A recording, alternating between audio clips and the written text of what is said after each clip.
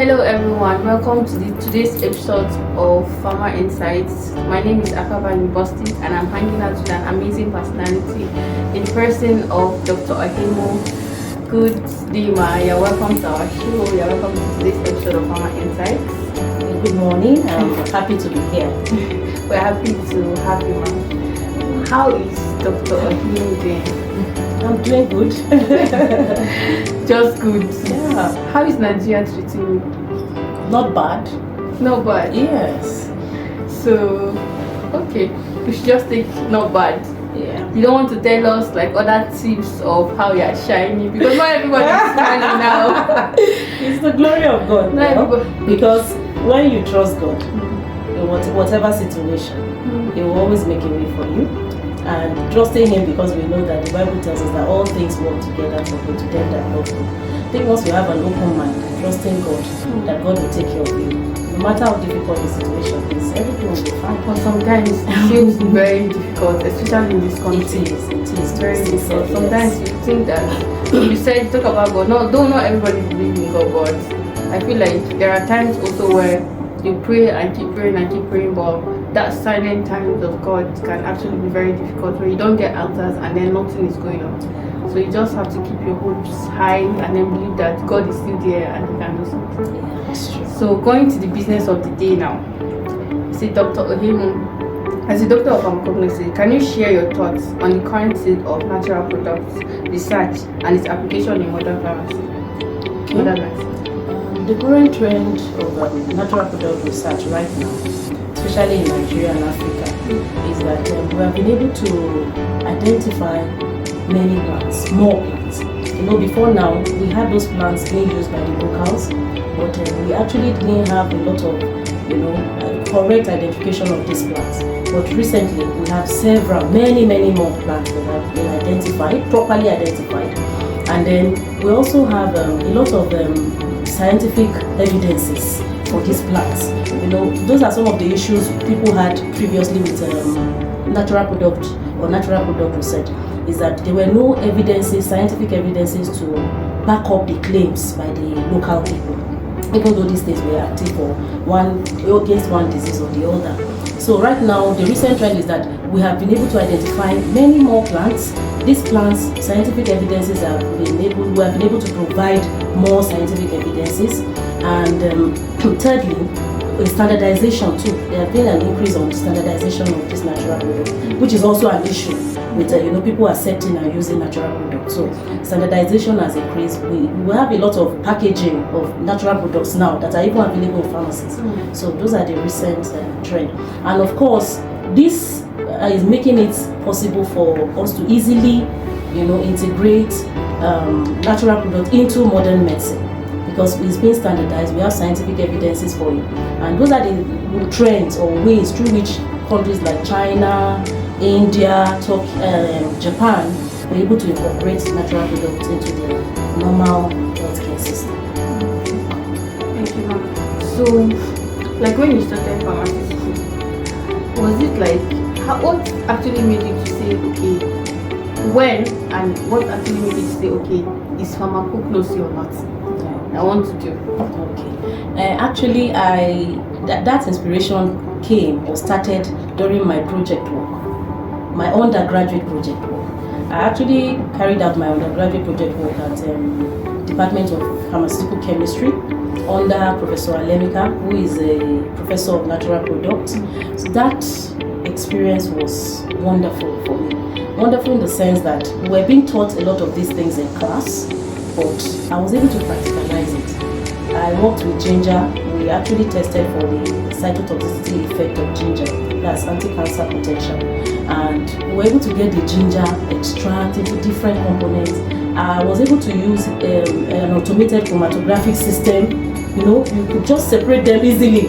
And we had different portions of the plants, and then we tested them. And from that, we were able to point, this part of the plant is what is responsible for this effect. That was amazing for me, and it was there I made up my mind that I was coming back to the research, the natural products, and that I actually love teaching, but teaching wasn't really the thing that brought me. It was research that brought me here. So that was when the inspiration for natural product research actually came, and immediately after, I think during my NYC, I applied for a job here. I actually got the job after my NYC to resume working. So what are some of the research like that kind of? Okay. Just as I said, that one was my first research, which was really where the inspiration started. Then, when I resumed here, I worked. I did my MSc, and during my MSc, I picked interest in viral infection. So I was able to document plants used in treatment of human and animal viral infection. And from there, I was able to pick out a plant that I now tested for its activity against Newcastle disease virus. I actually wanted to work on human virus, but when I looked at the possibility of getting that done in Nigeria, there were no facilities to carry out human viral studies at that time. So I decided to do animal virus, and that's when I did Newcastle disease virus.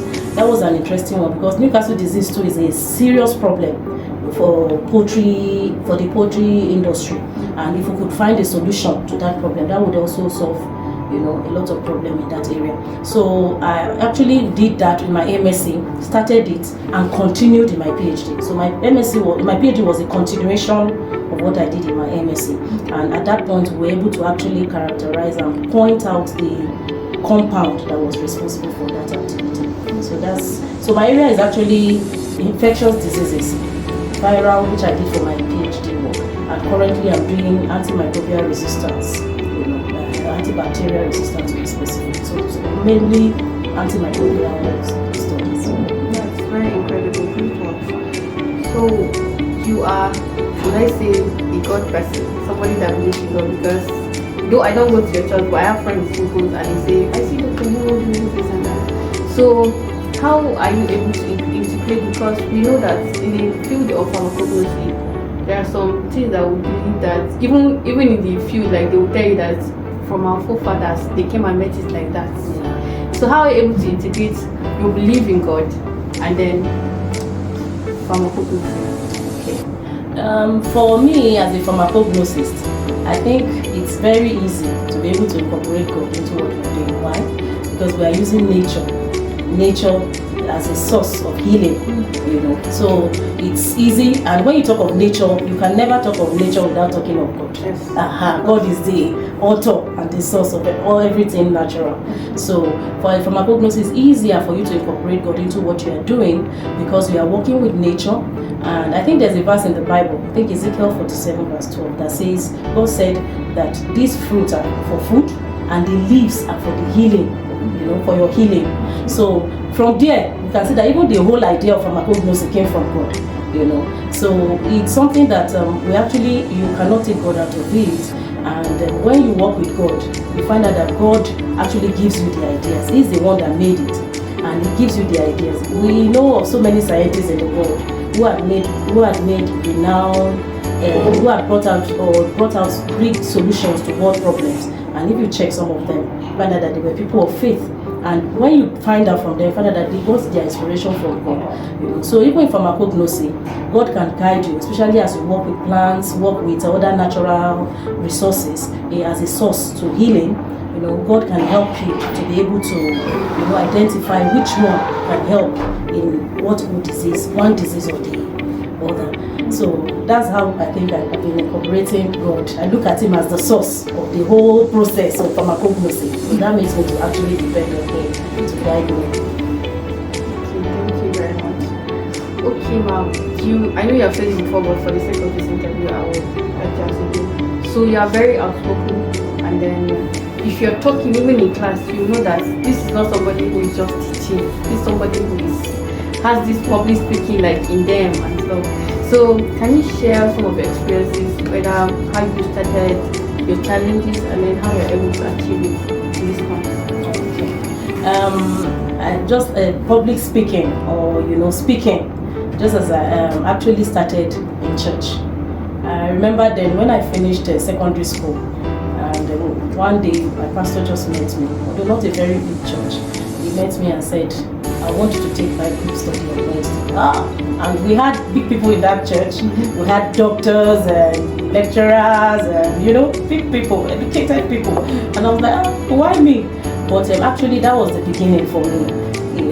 He is my mentor, even up till now, and that was where it started. And from there I gained confidence to be able to speak. It started from there, one Bible study to the other, like that, and I kept gaining the confidence to be able to speak in front of people. And also it helped me to go and to, add more value to myself in terms of knowledge, because you can't share it if you don't know it, So I kept reading more, knowing more, studying more, so that I can be able to be with all the information that I need when I want to speak to people or relate information to them. So it actually started from school, and then when I got into pharmacy, well, we didn't really have too many presentations then. We didn't really have opportunity to present.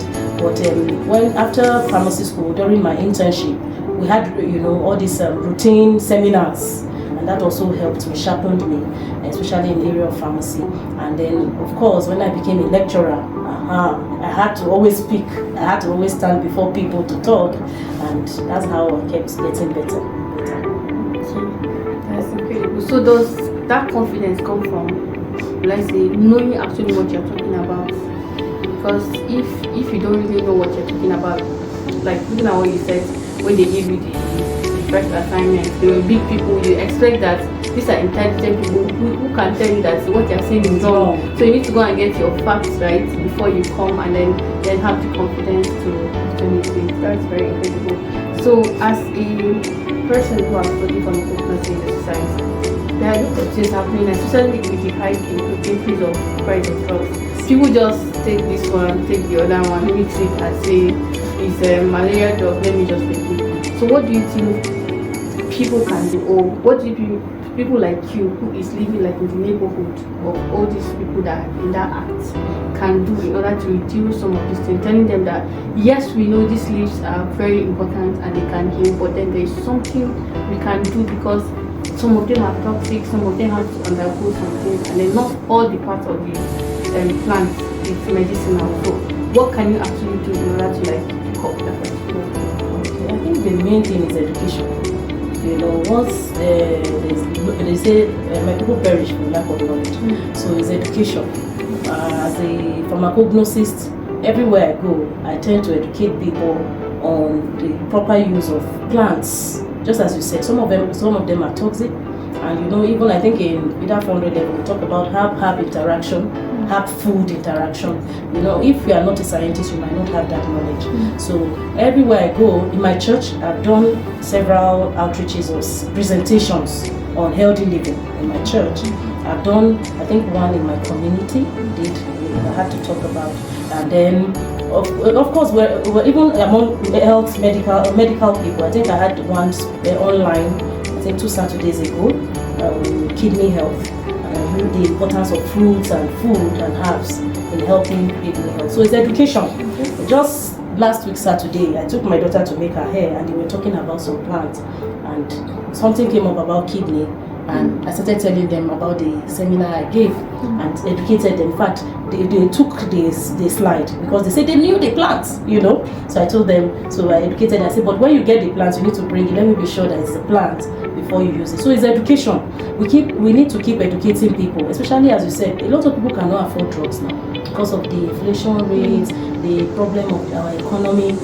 Many people have no choice than to use herbs. And of course, we have herbs and food that can actually help take care of many different types of illnesses. So just to keep educating people on what to do wherever we find ourselves. Okay, thank you very much for that answer. So as a lecturer now, what's like the method of teaching do you consider best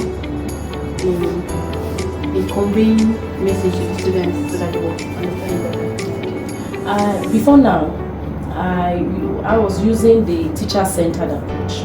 Teacher-centered approach is the lecturer comes into class and just gives all the information and walks away. But I realized after some years that that wasn't really giving a good result in the sense that we're bringing up students who were not critical thinkers, who were not really involved in the teaching process. So, and that's why I actually recently came up with an idea that I would call the student-centered approach, in the sense that I as a lecturer stand as a facilitator, and then I involve the students in almost all the process of learning. I get them to go and explore, research, I can give the introduction of the course, but now allocate different parts of the course to groups. So I give them opportunity to go and research, to go and make inquiry, and then collaborating, bringing about collaboration by putting them in groups so that they can work together as a group. And I think this is good. Why? Because when you are involved in a process like this, it becomes difficult for you to forget. Because you were part of it. You remember when this person said this, when that person said that. It makes the whole teaching process centered around the student. And there are a lot of positive things we can get from that. The critical thinking, you're able to raise students now who will critically think. Because while they are collaborating and putting it together, somebody say, why don't we do this? Why don't we, even just the point of, why don't we arrange the slide like this? Somebody is already making an input, So it also helps them to be able to develop the skill of problem solving, which is important. The most important is that it involves the students in the whole teaching process. And that's what I've been using recently. I think it's good. It helps us to get a better result, both the lecturer and the student. Actually, I can testify because based on the topic you gave us last semester, like I was the one that made research for our PowerPoint presentation. First creating the PowerPoint, not just any normal PowerPoint, but beautiful PowerPoint. And then research on the topic, and then seeing my mates again presenting. Like I can remember some of the things. Even during the exam, I didn't have to go back to read some stuff. Yeah. From the discussion we had in class, I could remember and then be able to write something. That's actually beautiful. So Ma, what advice will you give a young student who is coming in, maybe one or two, he have heard or she have heard one or two things about pharmacology and they picked interest and they want to actually go further with the study of pharmacology? My advice for a student who is interested in pharmacology is that, first of all, you must have a goal. If you want to achieve anything in life, you must have a goal. Many people say, I want to be this, but they actually don't have a goal or a vision of what I want to be. So what do I want to achieve from being this? You understand? Some of them have their goal, but the goal is that so that people will know that I am, But so the first thing I would say is you must have a goal. And when you have that goal, you must also have a plan. I did a training, I think 3 years ago, on personal development plan. And that personal development plan teaches you to be able to plan your life for the next 20 years. First thing to do is that you must identify your goals. Once you have your goal, because if you don't have your goal, you can't even draw that plan. So you must have a goal, and when you have that goal, you section that how to achieve it into five years. And in that place, you will now put out the plan, the things that you intend to do, the people you intend to meet, the places you need to go to be able to achieve that plan. And they are time bound, just as I said, 5 years. You say within so year I should have done this. So if you want to be a pharmacognosist, you should know that your first plan now is I have to finish pharmacy school within so years. How do I do that? I need to make sure that I read. If you are a night reader, I read within so time to so time. I need to make sure that I do my assignments, submit my practicals, do my tests, and all that. So you must have a plan. That's just it. Have a goal, have a plan. Then as you come into pharmacognosy, you must begin to think of your area of specialization. Pharmacognosy is wide. You can't just say I want to do pharmacognosy. You will get into trouble. You must have an area of interest. And when you have that area of interest, begin to think of who is an expert in this area of interest. Because if you enter in blindly, you make a lot of mistakes, you waste time. But if you are able to identify a mentor, I think I'm just trying to bring in the place of a mentor now. Yeah. If you are able to identify a mentor, that mentor will now serve as a guide that will make it easy for you. That person has gone through it before. The person can now guide you and say, okay, you are interested in my area, these and these and these are the things you need to do to be able to achieve it. So that would be my advice. Have a goal, set a plan, and action to be able to achieve those plans. aspect of mentorship cannot be overemphasized because it's very important. Once you have somebody that have gone through that path, so actually, yes, have seen the path, and then it makes it easy for you that is coming behind to just flow through it. Thank you very much. So we want to just ask a very maybe more personal questions now. Like after the field of pharmacy, you're a mother, you're a wife.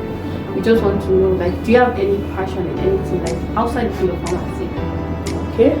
Well, I think the first and most important thing I'm passionate about is anything that has to do with godly things. So when you see something godly, I'm always passionate about it. I always want to go all my way to do something about it, and that's why I'm really involved in a lot of things in my church. I ensure that people were able to do God's work and achieve all our plans concerning that. So I'm also passionate about impacting people, bringing about change. When I get into a place, I will think, what can we do to make this better? I meet people. I have many children in my house who are not my children, but somehow because of this passion of helping young people, they're here. So I always want to find out, what are you doing? How can we help you? What can you do? So I'm passionate about that change, imparting change in anybody or anywhere I find myself. I'm also passionate about healthy living. Most people won't know me. They say there's no how we talk, and I won't tell you have to eat right, you have to do exercise. I'm into exercise, all those things. So I'm passionate about healthy living. I tell everybody, especially with the issues we're having now with people slumming and all that. Everywhere I go, I keep telling people you need to be healthy, you need to sleep well. So I'm passionate about that. Outside normal school work. Okay, that's very incredible. So how do you hope to be remembered in this field of pharmacology? I hope to be remembered as someone who has been able to bring solution to especially my area of interest, infectious diseases. We know that infectious diseases are everywhere, but we have times we have periods of time in our world whereby it becomes a serious problem, like the recent COVID issue we had, pandemic. When they come in full force. So I would like that I'll be remembered for bringing solutions, especially through my research and through natural products that are available to help in times of maybe pandemic or viral infection or bacterial infection, and I hope to be able to, bring up these plants and if possible commercialize them. We have many of them, like the one I did for Newcastle disease, very effective.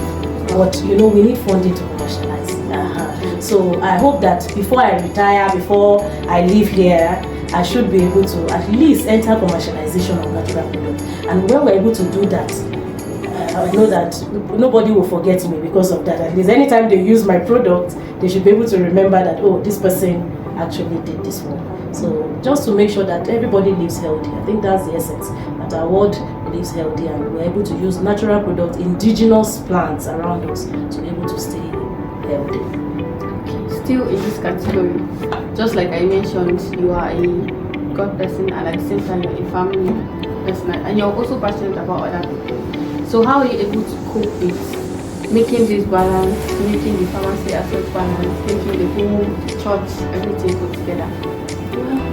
Well, I will start by saying God, because God gives us strength to do all things. Yes, but I know that I'm somebody that usually plans. I'm always drawing up my plan, and I ensure that to the best of my ability, I'm able to set times to be able to achieve that. I think that has helped me, because I remembered when I was doing my MSc, I got my MSc and my West Africa College of Pharmacists. I did my West Africa College of Pharmacists course around the same time, and I was also heavily pregnant for my second child, and I was able to do all those things and come out successful. And people were like, "How do you cope?" But I think aside from God is that I've been able to always draw plans, set up goals for myself, and make up plans on how to achieve them. Put them to time so that I'm able to work with time. And discipline, very important. And discipline, because sometimes you set the time, but when you lack discipline, you still not achieve it. So but somehow with that, I've been able to combine many things. I'm able to do many things together at the same time, as a mom, as a lecturer, as a church person, you know, in my community. I'm also involved in some leadership position in my community. You know, I've been able to combine all of that. So planning is the key. Yeah, and discipline. So I would just like to ask you this question.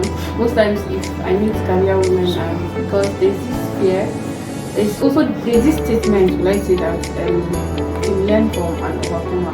But I also like to learn from people who failed, because I don't want to do what they have done that made them fail. So oftentimes you see people have a very good education. Ladies, we are going to the female aspect because we also have a female child. So people like females, they are striving to say, I want to be this person, I want to be that, I want to be. They go to school, incredible, come out like as a successful, maybe with good grades, and then at the point in life you find out that just that keyword, marriage, actually destroyed a whole lot in their life, and then they are overwhelmed with having children, being a family person, family garden, and stuff. At the end of the day, that dream died. They are not able to achieve something, and then they feel like I'm not important to the society anymore, aside from being a mother or giving birth to a child. So what advice do you give to those kind of people? And then a lady who is just starting out a career in pharmacy, and then still have that fear of, will I be able to end well? Okay, I think when I was talking about goals, I left something out, which I think would help here. When we are setting goals, most time we set a very big one. We have a big one, but we actually don't sectionize. How do I put them into sections? Because the goals go beyond that. So from a young age, when you are setting your goals, that goals should fall in line with career, marriage, relationship, God, spirituality. You understand? And when you are able to section that and start preparing your mind to know that you can do all these things. Once you have planned, you are setting realistic plans that you want to do to be able to achieve them. You can actually do all these things and still be so as to achieve your goal. It's not only by doing one thing. So once you put that in your mind from a young age and start working at it, a lot of people give up because they don't even stand up to work at it. Of course, you have difficulty, you have opposition, you understand, but you also need to know that those are part of the things that will be on your way to greatness. Greatness will not just walk straight and you get there, no. But when those oppositions come, you should just dust yourself off and move again. Don't accept a no. I'm somebody that you can't tell me something is difficult. Even if I've seen that somebody did it and it's difficult, I believe that when I go there, I will do it. Do you understand? So have a positive outlook to life. Believe that even if you are falling today, you can still rise up and make it. You talk with a lot of all these successful people, billionaires and all that. They tell you that you are saying me a billionaire today, but I had to fall several times before I got there. If they had given up, they would have not been where they are today. So as young people, just prepare your mind, especially as a lady. Because I know that people have asked me that question. How do you married, you were able to combine your career, school? I was lecturing, I was going to school, I was giving birth to my children. I had my children during this period. How do you combine it? As I said, God helps you, but you must also make up your mind. Make up your mind. There will be opposition, there will be difficulties, but because you have a goal in mind, you just keep looking up to that goal and asking God to help you take care of those opposition, those difficulties, and not sit down there and just be crying that, oh no, that will solve the problem. You know, as a lady, you can do it. And I say that God has made us human beings that there's nothing that we cannot withstand. It's only if you refuse. It's the matter of the mind, the mindset. You understand? Once your mindset is right, I'm telling you, there's nothing that you cannot withstand. There's no situation that can come that you cannot succeed, and I mean that you cannot overcome. So I think it's just to change your mindset. Believe that even though you feel that you are weak, when you make up your mind, you are able to achieve your plan, and you can do it. At the end of it all, you have everything. You'll be able to, when you finish getting it, you'll be saying, how, even you ask yourself, how did I do it? Do you understand? But because your mind is straight, you have your plan, you are disciplined, and you are positive, even when difficulty comes, you are positive, you'll be able to achieve your goal. Thank you. Thank you very much. So much. I know this Igbo people will come for me for this one, but they mostly say, like, if you, for example, one of their beliefs or like, they say if you are feeling, is it when you are feeling feverish or when you are sick, you are feeling like you are sick, like once you eat that soup, that you just go back to mama. I don't know how true that one is. So I don't know. Have you heard it before? Like where people will tell you just eat this food and you'll be okay. Yeah, there are some of those. I know that I've heard that for, and which is proven for zobo. Yes, because hibiscus flower and also beetroot, they have this calming effect. When you feel like anxiety, so we make a juice of them with them, and you drink.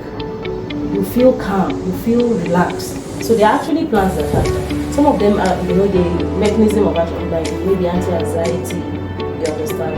So I think that's basically your anti-anxiety, and then they calm your nerves and you are able to sleep well. In fact, most people say after a very stressful day, once they take it, you sleep well. It makes you sleep well because it gives you that calming effect. So it's possible that the oha, I don't know about oha, but there are actually plants that can do that. So if I go to your house now, see zobo. Zobo, yes.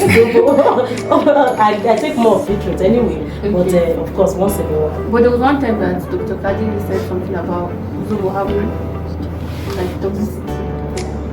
Like it's toxic, like when you often take zobo like every day.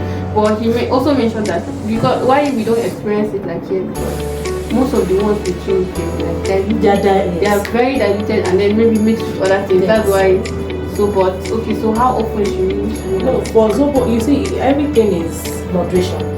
Is moderation because actually it has some. I think it's tannin. Yes, it's tannin.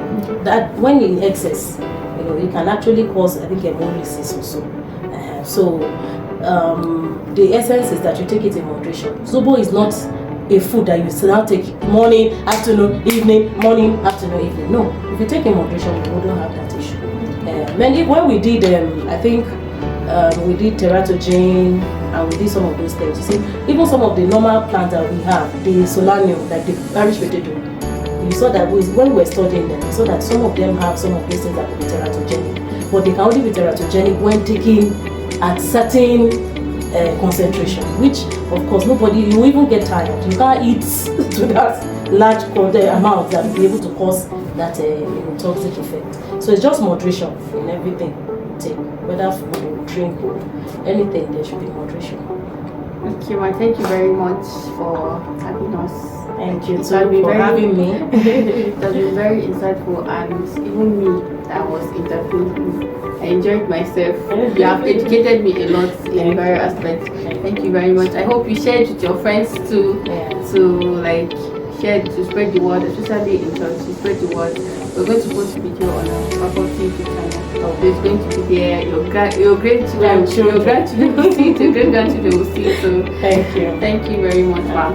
Please do well to share and subscribe to our YouTube channel for more. Thank you.